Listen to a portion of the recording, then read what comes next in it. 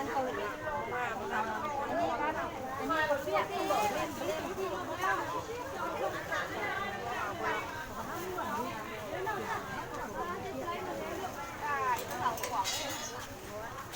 เรื่องบุญเรื่อง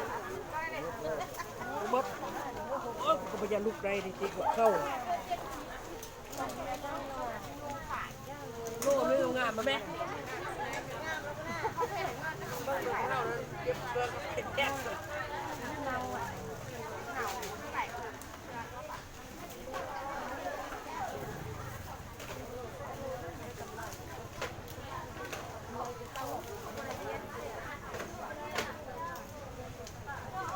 นี่คือตลาดเช้าตลาดเช้าจะเรียกไข่พักไข่มาไหม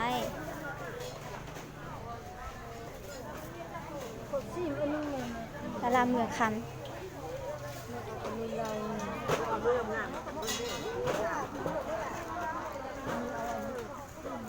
โล่ลงมาเลย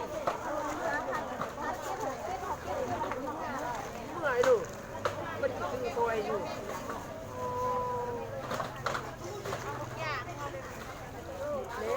มันจะคือตัวอยู่ยังจะเมื่อยมันจะคือมันต้องการเนื้อหนามันไม่ใช่เรื่องมันเจอโ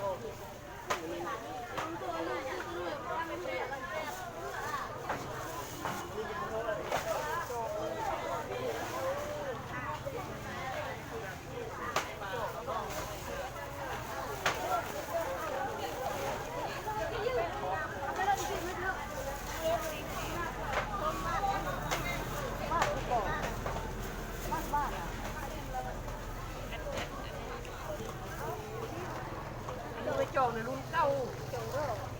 อันนี้มันจองรุ่นเมื่อจองน้ำจองตีไปจองตีให้กินอะไรเดือดซิบจะกินธรรมดาเนาะเขาเอามาขายก้อนก็ไม่แก้วนักกินมาข้าวมันบอก2 โลอ่ะมึงเอาไม่มาล็อกมา